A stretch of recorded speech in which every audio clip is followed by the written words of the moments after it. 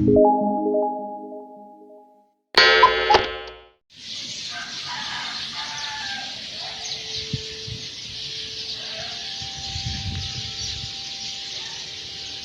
na naman ang panahon.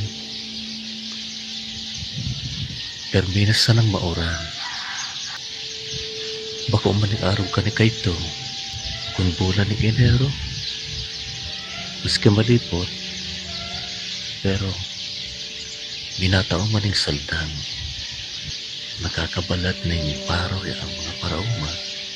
Nakakagusi na ng mga duma ang mga nasa kabukigan.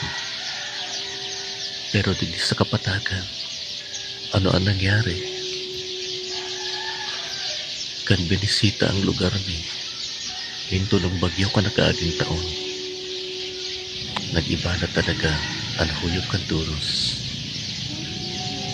Ang panahon, ang klima.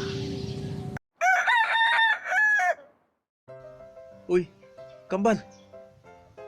Naku, kragong pa ni. Pagmata na ba ya? Anong oras na? Ang sabi mo, madumang kita sa kariirian. Dumo sa Dilsokoro. Tama-taranom kitang kahoy.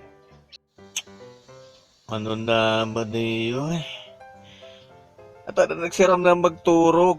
Magayon pa si pangiturugan ko, inistorbo mo ako. Ikana na magduman. Kadakol man yan mataranom. Saka, pupurtulon man lang nindayan.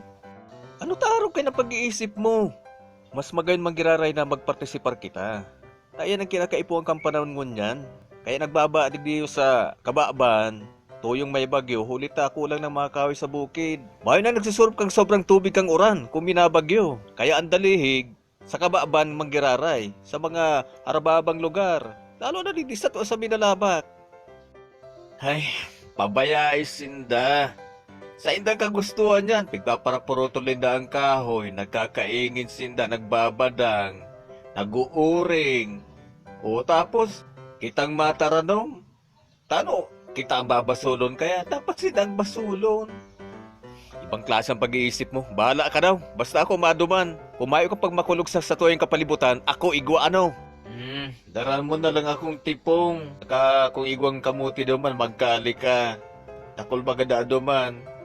Nangingiturugan ka? Bagong bagyahon? Gabos baga inarahit naman ang mga pananom na niyog, batag, mas nga ni ilang ka mayo, tipong pa. Mas pare pa siguro kamuti. Kamuting may ulalo.